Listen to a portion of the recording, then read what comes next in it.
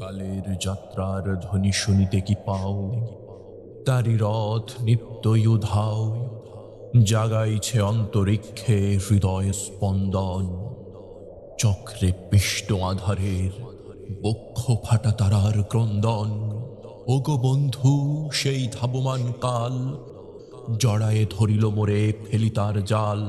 তুলে নিল দ্রুত রথে দুঃসাহসী ভ্রমণের পথে, তোমা হতে বহু দূরে।